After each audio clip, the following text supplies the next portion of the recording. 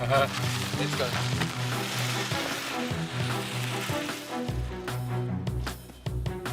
The whole day, we had probably been through maybe 6 different types of road surfaces that we cycled through. Some of them glorious, some of them like hell. And we went fast. It reminded me of being 12 years old again.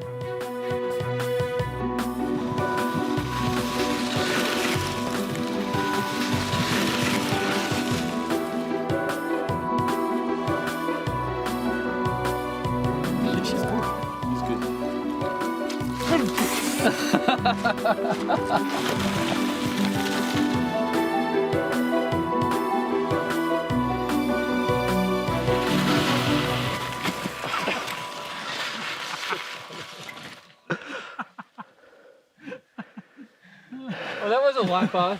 How was that?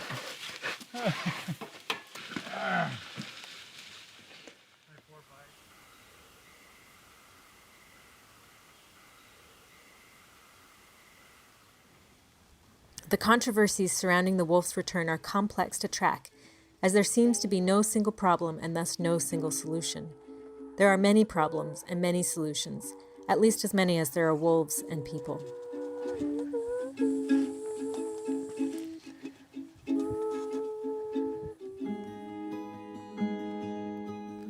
I had a confirmed kill back behind us on May 1st of 2011, and OR7 was the only GPS caller in the area.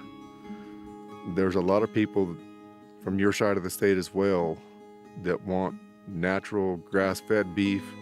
What we're seeing here, right here behind us, is about as natural grass-fed a situation as what you'll ever find. If you want them all raised in a factory farm, then we can keep them safe from wolves. But these guys out here, if we have wolves that acquire a taste for the same beef that you like, we're gonna have to do something different. You know, my attitude is the ones that are doing the behavior that you don't want, you gotta get them out of there right away so you don't have more wolf pups, you know, learning that. Like I said, I'm learning as I go here too. Before I could sit on the sidelines and have these ideals of the way that I would want it to be. And then now I'm here with wolves here, and I have one that I know that the wolves went after and herded it into the fence. And so now I'm trying to look at it from a perspective of, yes, I want them here, but how do I continue to get to live here? My answer isn't sell all my livestock. It's not in our being as producers to allow something to kill our livestock and not do something about it. When we have wolves that are chronic depredators of livestock, I firmly believe that we need to take lethal action on that particular bunch of wolves. Wolves are not decimating the livestock industry. They're not decimating deer and elk herds like you hear the hysteria in other places. The numbers just don't bear that out. For the last year we have statistics, 55,000 cows were lost before they went to the slaughterhouse from weather, disease, human thieves, birthing problems, domestic dogs, you know, you name it. Last year there were 5 cows we know of in the entire state that were confirmed killed by wolves.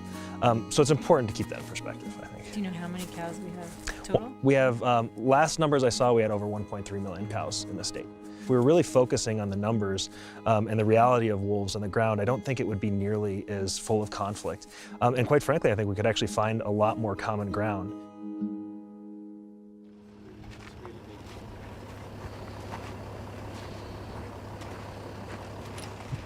We have more guests than expedition This is our biggest night yet. Yeah.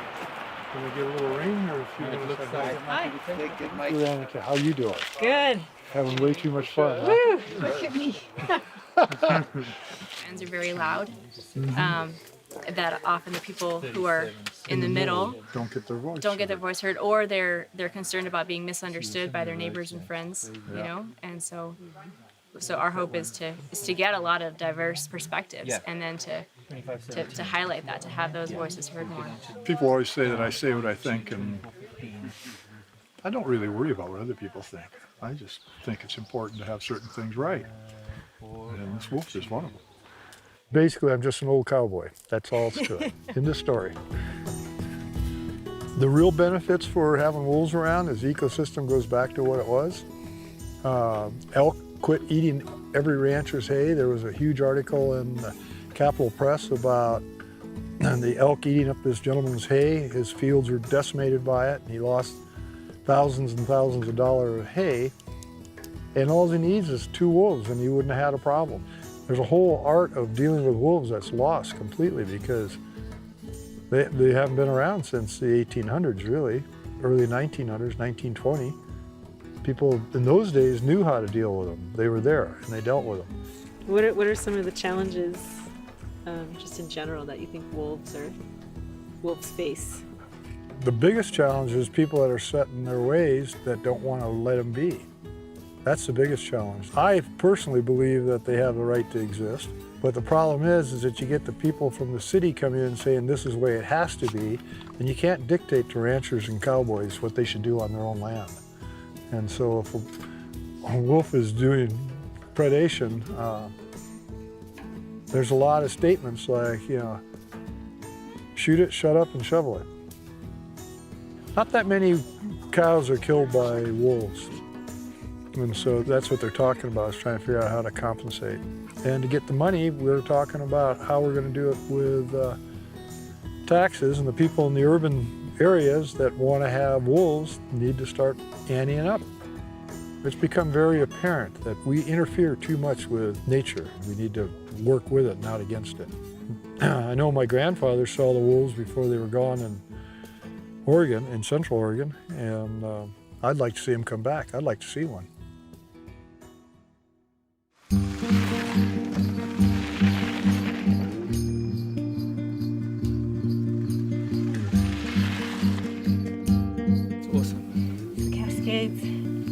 So I was reading wolves have similar eyesight as humans. Yeah. So if we're seeing it, likely he would, and likely it meant something different. But Well, now OR7's reinvaded it. Re-establishing the rogue pack. This theme that we've been finding again and again along the route is landscapes that are far less densely populated by people now than they were back at the turn of the century, you know, into the early 1900s. We met and talked with a number of folks that talked about how the schools are shrinking in terms of the number of kids, and there's not much work there, and that the timber industry has really dried up. So that's, you know, reduced the number of jobs, and it's pretty hard for young people to make a living here, and just the nature of the economy in the country kind of shifted people more towards urban centers and away from rural areas. There's an interesting paradox there in that in the smaller, shrinking human footprint, there's probably an increasing potential for wolves and other large carnivores to make a living. We've been sort of seeing like a rebound of wildlife populations.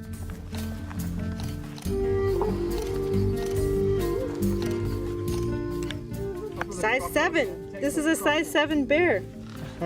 It's exactly my foot. I gotta hang on to these cracks. This bear might want my shoes. One bear, now we just need to find a wolf.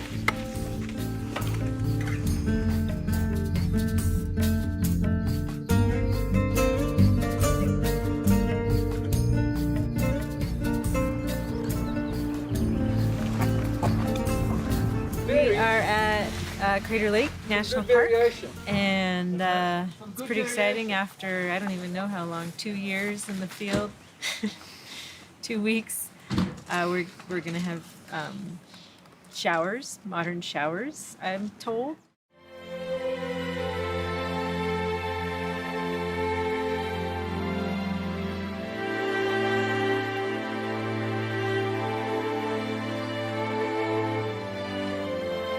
It was just a treat to be able to get in there and just see that grime just like disappear and realize that you're not as tan as you thought you were.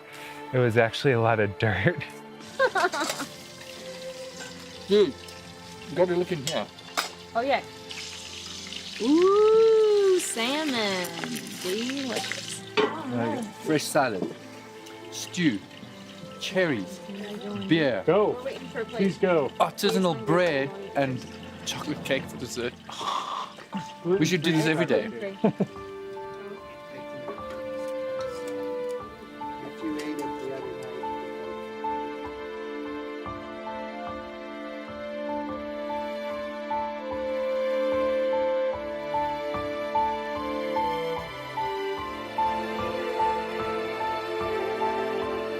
As we left Crater Lake National Park and entered the Rogue River Siskiyou National Forest, that's where some of the mountain ranges were the same ones where the last wolf bounty was collected in 1947.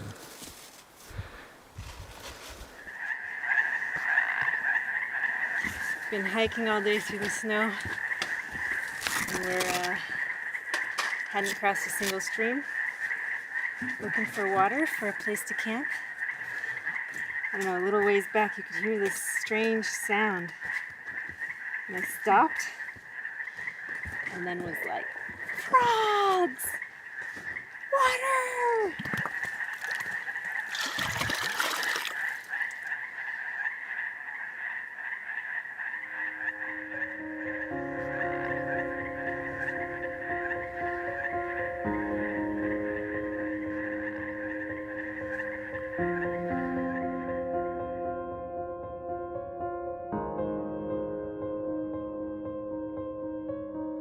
Every single expedition has that one defining moment, sometimes for the team, sometimes in relation to the mission, sometimes individually. Being in the mountains, for me, I love being high up, I love being at high elevations, and I love being surrounded by peaks. It was just really special for me to stand on this lone wolf peak and to be looking for the first time directly into Wolf OR7's new territory, where he's made himself at home.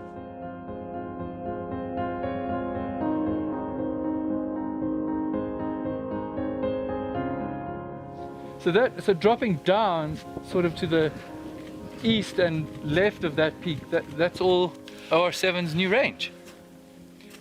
We're in his hometown.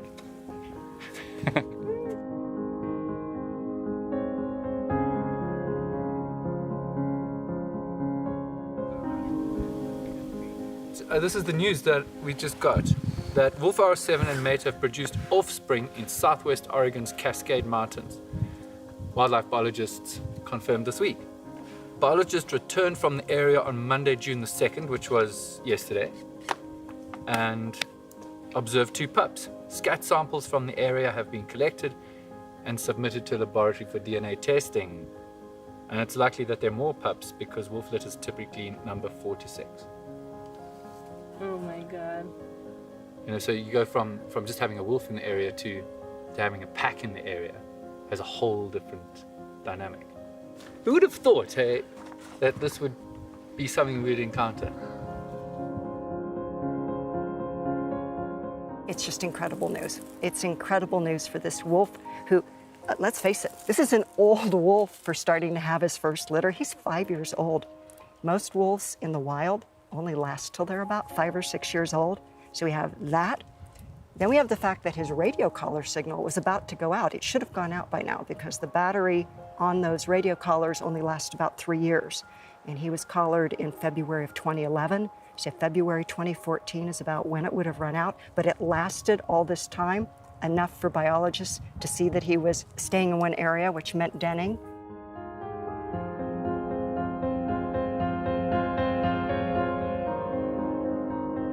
We descended from the ridge camp and dropped down into some of the forest near water and lakes. And when we thought, oh, that'll be a perfect spot for lunch, we can just come down, find a lake, hang out, picnic, you know, just proper day, everything's going smooth. That is not what happened. Ah! What's going on, Kelly? What's going on is we're being infested and attacked wildly by mosquitoes. And you can see we're wearing rain jackets, we're wearing long pants, we're wearing hoodies. Rachel's even got mud on her face to stop them biting her. Is it working, Rach? Mud is pretty effective. Mud is pretty effective. Well, And in addition to the these switches have been patented, switches. Yeah. but they don't last very long. Thank God they're recyclable. Yeah. But gee whiz, guys, this is what we're doing for. Why are we doing this? So we've been wondering why we haven't seen anybody else on the Pacific Crest Trail for this is our 3rd day now. And I think we know why. Everybody else read the guidebooks.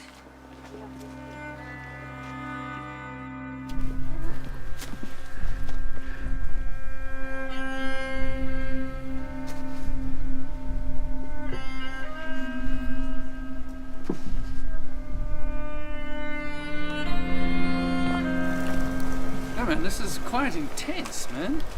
Fuck. Now today was the worst day for me of this entire trip. I mean, we were flipping, walking through those forests which look beautiful. Pine trees, lovely undergrowth, an amazing path. And you can't enjoy it because there's mosquitoes everywhere, and not just everywhere, they're biting you every time you stop. So it was a really crap day. You're welcome. Let's do it. I used to have them when I was a kid. Oh. It's been amazing that we've come so far so fast, but all of my energy every day is simply getting to the next place. It's hard. It's been really hard. I desperately love other people to take investment in sorting through this stuff. I'm happy that I have the knowledge that I do to help move things forward, but like I took a route that Galileo invented basically and toned it down a ton. And I was very frank about how hard it was going to be. It's really hard to get pigeonholed into being, you know, trying to make things happen that you don't think you can do or don't want to do. Well, and you're just super fit and you love to go. And so I'm trying to keep up. Totally, and you know, and I hear that, and I can imagine that that's very challenging for you, and I've seen you challenged by that, and like, what is equal is not necessarily fair, like in terms of pack weights and stuff like that. I know that if you're carrying the same amount of weight as me, that's like me carrying 25 pounds more weight than I'm carrying on my back in terms of our bodies. Like, I get it. Over 45 miles, that adds up. Because we do have such an ambitious itinerary, and because of the stresses that go along with that, you know, we've been challenged to get our communication systems down so that we can get everything we need to done.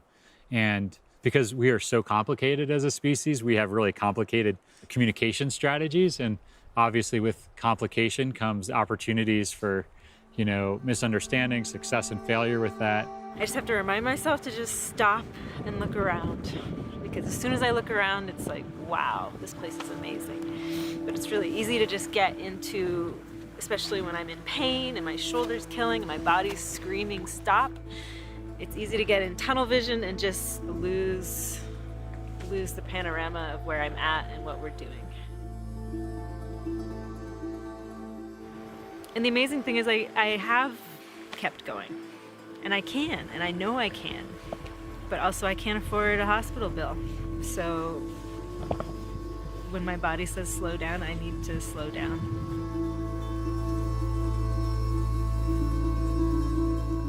One of the things I've been realizing as the days have been plodding on this expedition is what an athletic endeavor it is for us and what an athletic endeavor it was for OR7. And, you know, all the hardships we have to deal with in terms of mosquitoes and carrying our packs and this, that, and the other thing, you know, realizing that OR7 had similar challenges coming through these landscapes as well, and just kind of having an affinity or, you know, a sense of appreciation for the hard work that OR7 did.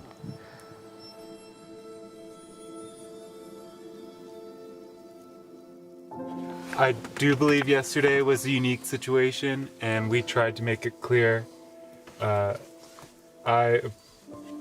I feel sorry that, like, I knew you were dragging behind, and I knew I didn't have the patience.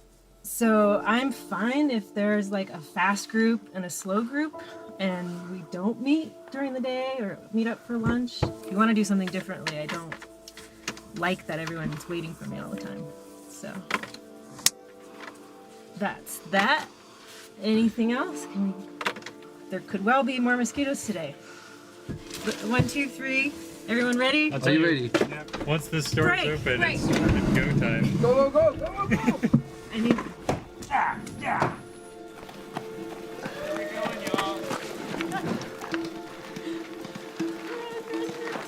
Where are we going? Left or Right.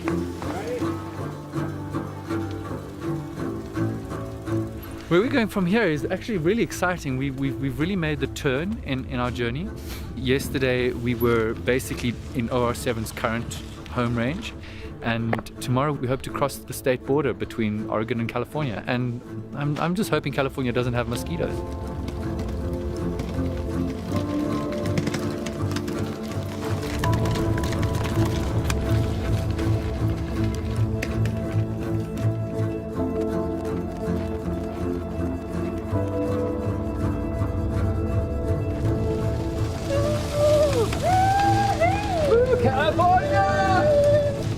It's a significant and important point, not just for this expedition, but in his entire story, and in that sense, the story of wolves in the Pacific Northwest. And it raises the questions, of course. This is the big question. If wolves have reached California, where else are they likely to move? I don't think OR7 noticed when he crossed the border. I don't think I really noticed when we crossed the border. And we had a GPS unit to tell us. I wonder how long Russ and the guys in the office were sitting there looking, is he going to cross that line? Is he going to cross that line? Yeah. I bet they were, Oh yeah. because they could see his trajectory. Yeah. Well, and then the management all switches as soon as he crosses the border. That's a big change. Not my job. Yeah. You're it. But I have to admit that my goal has just been to get to the California border. I'm like excited that we made it here. And so far, it looks sweet for a wolf to live. I can see why OR7 kind of was poking around here for sure. Nice. And now officially, the wolves are protected as an endangered species as of a few days ago in the location where we are. All because of OR7 crossing into California. Mm-hmm.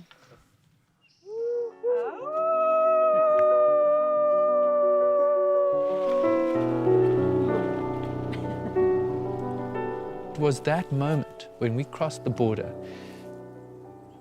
that we realized how far we'd come. But it's also that one moment that made OR7 who he is. And it made him the wolf that ended up having a captivating story. If OR7 hadn't crossed the Californian border, he may not have received the publicity he received. His story may not have been spread as wide as it has been spread. And we probably wouldn't be here following or retracing his route. It was because of that act of crossing into a state that hadn't seen wolves for nearly 90 years, free roaming, that his story suddenly came alive. It was confirmed this week the wolf has fathered pups near the California border. Robert Wayne is a professor at UCLA's Department of Ecology and Evolutionary Biology. He says it's just a matter of time before wolves establish a pack in the Golden State. Wolf OR7, from the moment he came across the border into California in late December of 2011, has been an incredible source of hope and inspiration. His coming into California spurred the petition to list the gray wolf under the California Endangered Species Act. The commission voted resoundingly yes, the species does need protection. And so today, what we are experiencing is a society coming to terms with what does it mean to live again with an animal that we feared and misunderstood so much that we tried to wipe it from the face of the earth. You know, there's tracks that show that this road is actually kind of like a lunch buffet for a wolf. You can see this larger adult deer track and the fawn right here, much smaller. And there's some jackrabbit tracks out here and ground squirrel tracks as well, and even a lizard. And nothing is too big or too small when it comes to a wolf's appetite. And it's not a coincidence that the same time that wolves try to have their young born is also the same time that ungulates and a lot of prey animals have their young born, because it's a great time of year to feed young if you're an herbivore, because there's lots of green, fresh growth. And then because there's lots of these juvenile animals running around that are much easier to kill than adult deer or elk, this becomes a really important food source for coyotes and bears and wolves and mountain lions.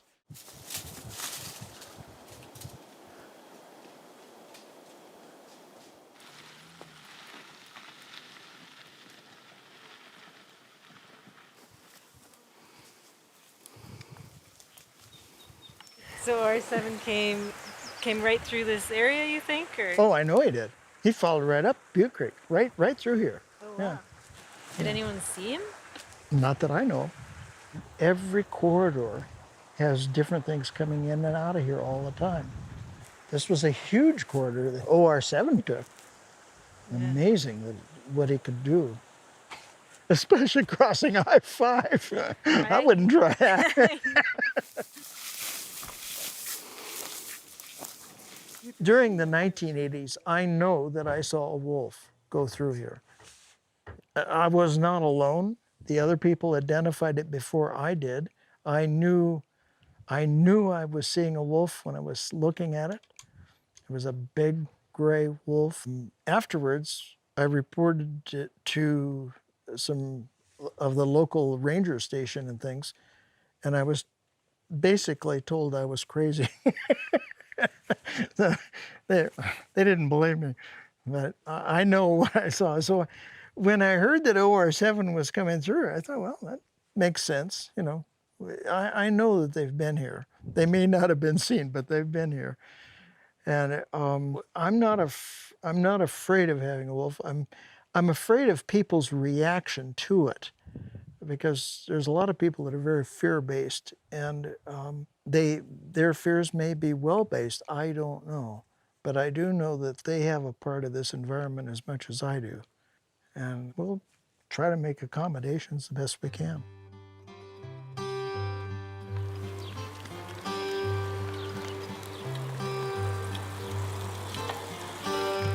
We specifically cycled into Lassen County, down south as far as we could into the lava beds. It's a landscape that's completely different to the landscape he was born into. And cycling through there, I just wondered how this guy stayed there that long and how he managed to find his way around. It's a much more populated area in many respects. It's very dry. It's very flat compared to the lands he came from. The last wolf shot in California in 1924 was in Lassen County. So, you know, OR7's story has got these strange coincidences of history attached to it. Wolf OR7 spent a lot of time in Lassen County, about a year, I believe. It's an area that was not excited about Wolf OR7 spending a lot of time there. We stopped to get milkshakes actually at a little general store. The woman behind the counter asked us what we were doing, and then we explained to her on this expedition to retrace the dispersal route of OR7. And she said to me, I think that wolf should have been shot. All wolves everywhere should be shot. And I was like, wow, why is that? And she was like, well, you know, just because what they do to the livestock industry. It was interesting, in the year that Oregon had an injunction, in 2012, we didn't kill any wolves, so not surprisingly, the wolf population went up. But surprisingly to a lot of people, the number of livestock lost to wolves went down. Arguably, we saw responsible ranchers stepping up and and the state stepping up and taking non-lethal measures a lot more seriously, because the option to kill wolves was taken off the table. Meanwhile, in Idaho, we saw sport hunting for wolves, which is just killing wolves anywhere in the landscape. Whatever wolf walks in front of your gun, you can shoot. And we actually saw livestock losses to wolves go up while the wolf population went down. And that's what a lot of scientists said would happen when you have mismanagement of wolves. They are a different species, they're social species. And so when you start killing the wrong wolves, when you start disrupting pack structures, you actually can increase conflict, because you're killing the providers, you're disrupting that pack structure, so you have a bunch of young wolves that don't know any better. So it's more complicated than the simple answer of just pick up the gun. But we're finding that people who are prioritizing non-lethal, it's not a cure-all, but it can really work. Another piece is learning methods of living with any kind of predator again, using non-lethal methods to prevent conflict. People that raise sheep in other parts of the world use guard dogs and shepherds. We're doing that now in this country. People in other parts of the world have range riders. Just having human presence can be enough. There's another tool called fladry, and it's long strips of red flagging. It scares wolves away. We don't know why. It's a psychological barrier. They don't like to cross it. They developed a device called a radio-activated guard box, or RAG box for short. You stick it on your fence line. Attached to it are speakers. It picks up the approaching signal of a radio-collared wolf. The box goes off making sounds like explosions and helicopters, and it scares the wolf away. People are experimenting with things like biofencing, where you take wolf urine and you put it along the fence line, because wolves are really territorial. They don't like to cross into another pack's territory. So it's a matter of getting the information out there so people know what tools they have, and realizing for these folks who are fearful of wolves that the American public will support you if you take non-lethal approaches. They will applaud you. They will pay top dollar for your product if you're using predator-friendly methods.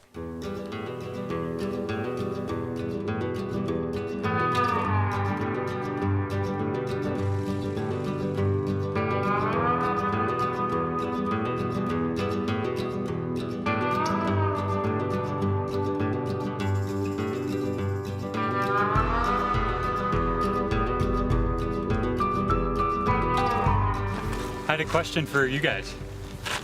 What state are we in? Home sweet home in Oregon. But since you're thinking about it, did we cross back and forth?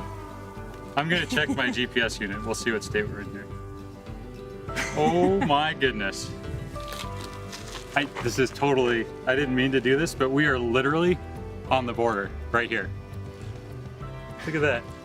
So yeah, you're like in Oregon, I'm in California.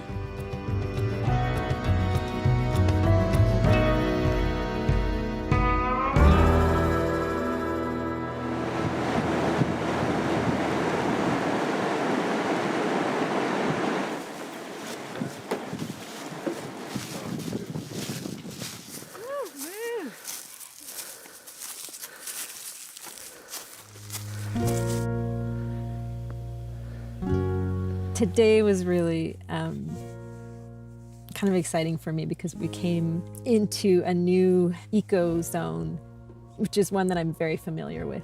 We were coming into my home habitat and the habitat type that I grew up in and am most familiar with. And this is where we will be ending the expedition officially in the Soda Mountain Wilderness.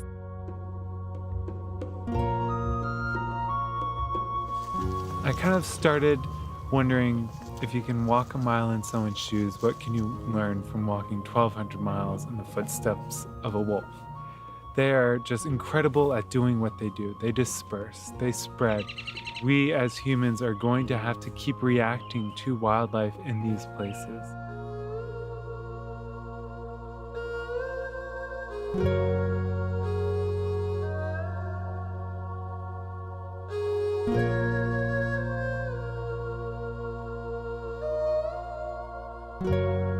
We started on the full moon and we're ending on the full moon a month later, more or less. And obviously the symbols of that are whatever one wants to make of them, but we are following a wolf who was a lone wolf, who's now a founder of a pack, and it's full moon. I mean, you know, this is like, it's just right.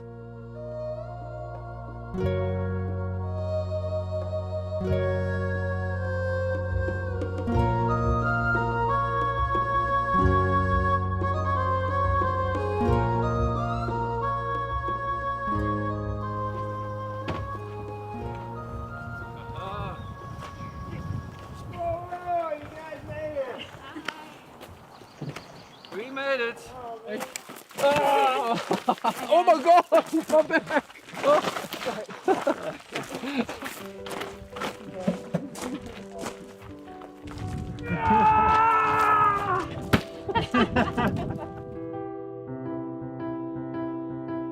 You know, ORC